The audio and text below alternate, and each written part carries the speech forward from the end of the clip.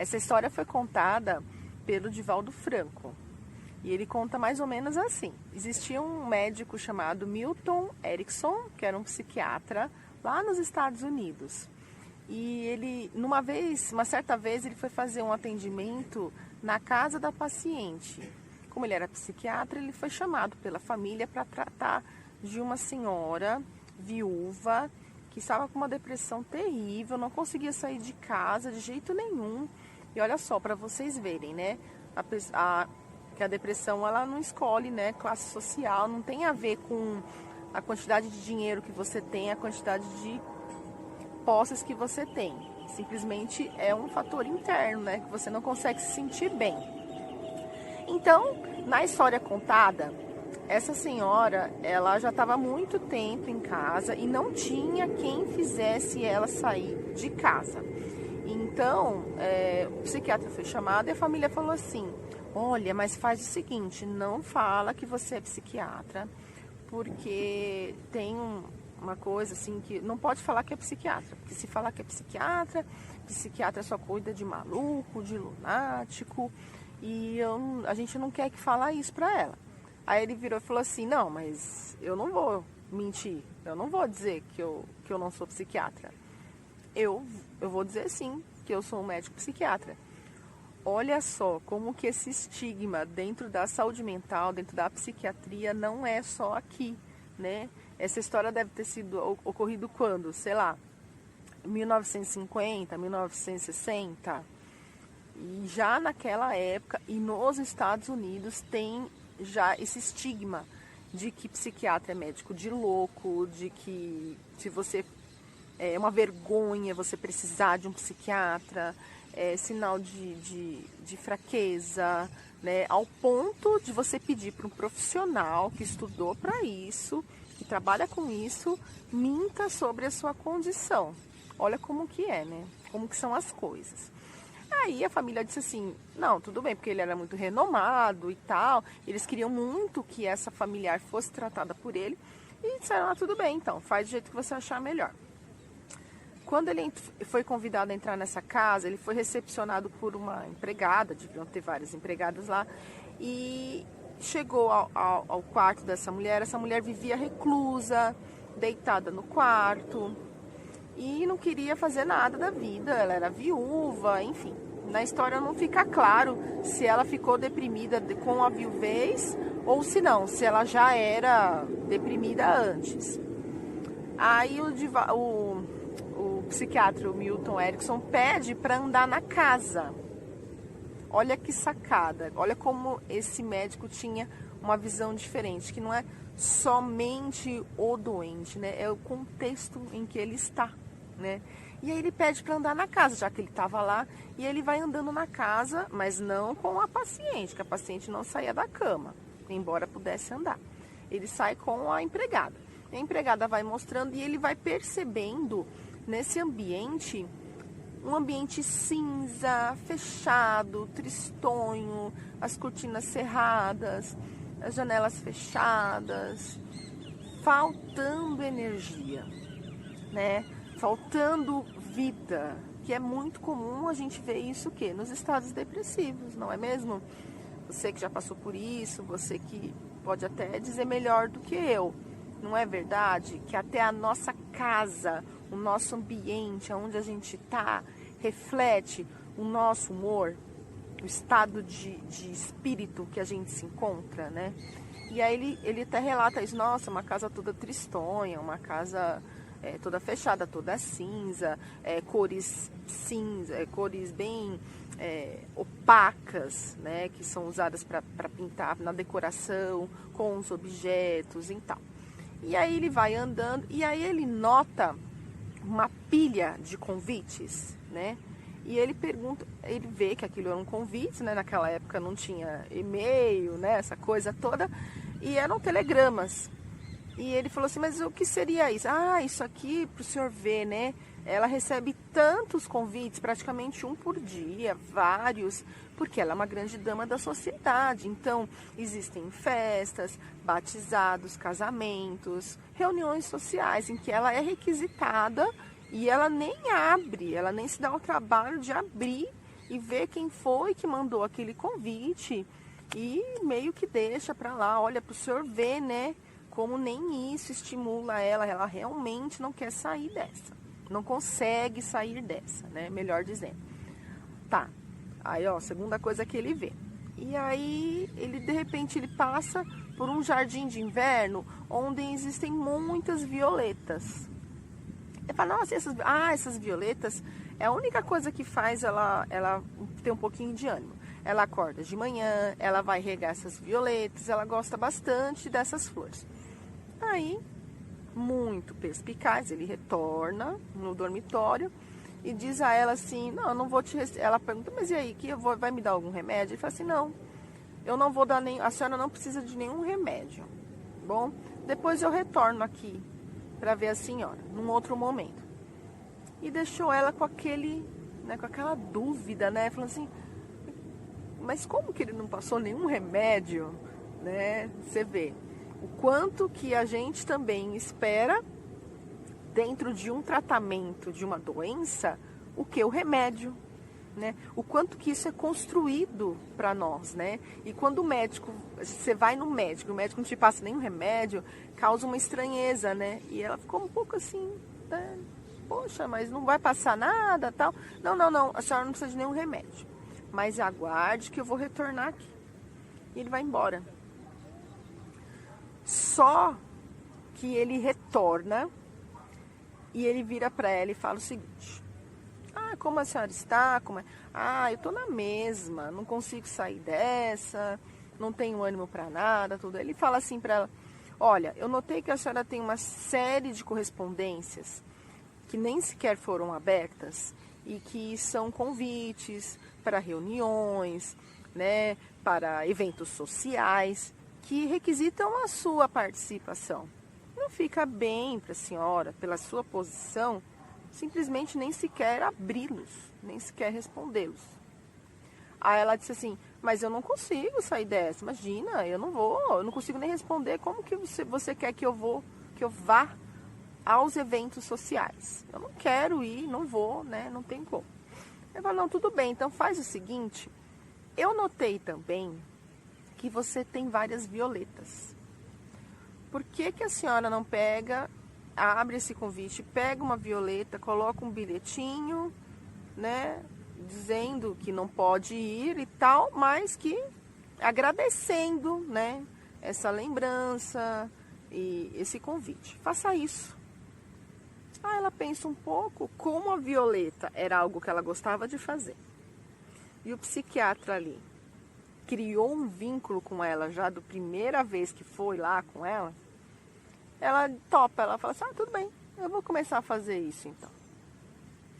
E aí, quando ele saiu da casa dela, ele foi conversar com a família. Olha só a importância do envolvimento dos familiares, de quem está no contexto social, né, para a melhora dos problemas da depressão, da saúde mental. Ele vira para essa família e fala assim, olha, a partir de agora, mandem todos os convites que aparecerem. Arranjem convites. Não se furtem a ficar de olho se alguém vai casar, se vai ter, e alguém que possa querer convidá-la. Mandem todos, com a maior quantidade de convites que vocês puderem, façam isso, né? E aí começou o tratamento dessa pessoa. A família mandava todos os convites, ficaram empenhados em ver aonde que estava tendo os eventos sociais e tal, e mandar esses convites para ela. E ela começou a ir de manhã, que ela ia regar tal, a plantinha, já tinha ali um convitinho. Então ela já pegava um vasinho de flor, já colocava, endereçava, agradecia e tal. Ela tinha vários vasinhos, né? Então, para ela era fácil. Só que os convites eram muitos também. Lembra que o psiquiatra falou que é para mandar um monte de convite? Tinha um monte de convite. E aí o que aconteceu? Acabaram-se os vasinhos. E ela teve que sair. Ela teve que sair da casa dela para ir comprar mais vasinhos, para comprar mais insumos, mais terra, mais adubo. Ela tinha que acordar, ficar mais tempo fora da cama para fazer o replantio, né? Porque a violeta é assim, né? Você pega para você fazer as mudas, você pega uma folhinha e vai, não sei muito bem como faz, mas eu sei que você pega uma folhinha, você vai plantando no vaso, espera um tempo, né? Floresce ali uma outra violeta. Então, aos poucos, baseado naquilo que ela já gostava, que eram as violetas, dentro de um contexto de vida, ela começou a se mexer. Ela movimentou essa energia e ela cada vez mais era mais fácil para ela levantar e fazer essa atividade. Ao ponto que ela começou a controlar a depressão dela. Ao ponto dos familiares perceberem que ela já não ficava mais direto na cama. Ela encontrou um sentido para a vida dela dentro desse envio das violetas. Na história não conta se ela modificou, se ela... Não deixa claro se ela modificou esse isolamento social dela. Aparentemente, ela se empenhou bastante em responder esses convites com as violetas, o que leva a crer que ela continuou no isolamento social. Mas o legal disso é que conta na história, o Divaldo conta que ela se curou da depressão. A gente sabe que não dá para falar de cura da depressão, a gente pode falar de controle. Mas como que ela conseguiu esse controle? Ela conseguiu esse controle encontrando um sentido para a vida dela, que foi só mandar as violetas, né? E o que dá para tirar disso, né? Dessa história, desse movimento, né? Que as expectativas, às vezes, são muito grandes. A gente tem uma expectativa gigantesca em como que a gente vai conseguir controlar a depressão e a pessoa que você vai se tornar. Quando muitas vezes você consegue lidar com a doença, encontrar um sentido nisso com pequenas ações, com coisas que talvez se você olhasse de fora ou antes que isso acontecesse, falasse, mas isso não vai fazer diferença nenhuma. E fez toda a diferença, sabe por quê? Que o final dessa história conta que 10 anos depois, quando ela morreu, de causas assim, não fala do que ela morreu, mas ela morreu porque ela já tinha uma certa idade e tal, e aconteceu. Ela foi homenageada na cidade que ela vivia e falava assim, agora descanse em paz, a Dama das Violetas. Não há uma casa sequer, provavelmente não há uma casa sequer na nossa cidade em que não exista um vasinho com essa flor, que ela gentilmente enviava para todas as pessoas que requisitavam a sua presença, né? E assim termina a história da Dama das Violetas. E olha que coisa bonita, né? Ela teve esse reconhecimento, né? No final de tudo, quando ela nem estava mais aqui, ela deixou o quê? Um legado. As pessoas viram dentro da ação dela uma coisa muito benéfica. E o que é a vida a não ser a gente passar por ela, diante de todos esses aprendizados, de tudo isso que a gente passa, do sofrimento, e deixar uma semente boa, e deixar um legado. Ela não foi reconhecida pura e simplesmente aquela pobre senhora rica, que tinha uma depressão, que tinha tudo para ser feliz, que podia fazer um monte de coisa e não desfrutava do dinheiro que ela tinha. Não. Ela foi reconhecida como a Dama das Violetas. Talvez ninguém soubesse, né, como a família sabia, que ela tinha depressão. E que era justamente esse sofrimento e essa depressão que fez ela se tornar a Dama das Violetas. Mas isso pouco importa, porque o que importa mesmo, de fato, é que no final da jornada dela, ela conseguiu deixar um legado. Isso serve para todos nós, sabe? Às vezes a gente fica querendo, a gente se compara muito com as pessoas, com quem está do nosso lado, com as pessoas que têm depressão e superaram, com pessoas que construíram esse ou aquele legado, que fez um monte de coisa, que aparece na mídia, que faz e acontece, quando na verdade cada um de nós tem a sua missão, né?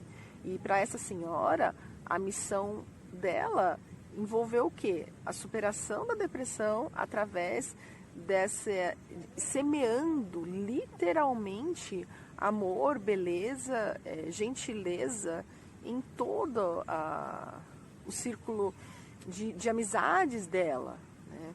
Então, essa história da Dama das Violetas que eu trouxe essa semana, a dica que fica no final dela é: insista um pouco mais. Não se deixe levar por expectativas irreais. Faz aquilo que está no seu alcance. Olha ao seu redor, vê o que dá para você fazer. Vai fazendo. Faz aquilo que você vê que é o certo. Por quê? No caso dela, ela foi induzida pelo psiquiatra. O psiquiatra deu uma receita inusitada, né? Que na verdade ficou até disfarçado, nem ficou mesmo como uma receita, ficou como um conselho, né? Só que ela seguiu esse conselho, né? E o que ela conseguiu? Ela conseguiu superar essa depressão. Ela modificou a vida dela, ela começou a ir nos eventos sociais? Não, por quê? Porque era o jeito dela. Ela provavelmente era uma pessoa mais introspectiva, não estava dentro dela. Então você não precisa se violentar para fazer aquilo que as pessoas acham, as pessoas esperam que você faça. O que você precisa é estar bem com você mesmo.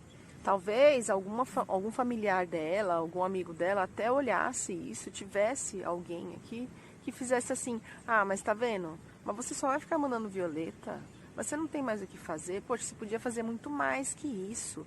Vai, se esforça. Dessa vez, em vez de você mandar o vasinho, vai. Pode ser que isso tenha acontecido. Pode ser que isso aconteça com você.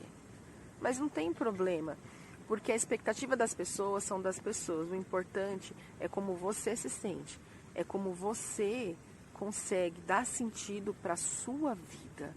Não são as outras pessoas que vão dar esse sentido para a sua vida. É você mesmo. É você que tem que ver e se encontrar confortável com as coisas que você está fazendo, com a vida que você está levando.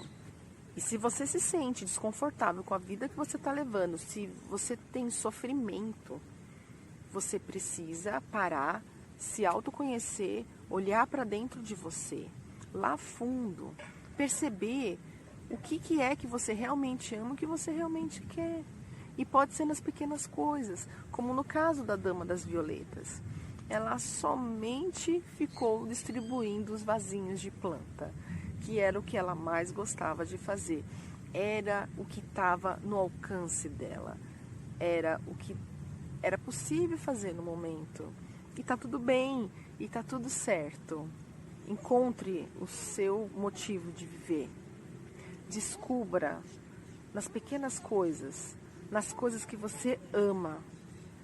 Encontre um estímulo para você seguir adiante. Encontre o sentido da vida para a sua vida. Eu espero que você sempre esteja melhor. Um grande abraço, fica com Deus e até o próximo vídeo.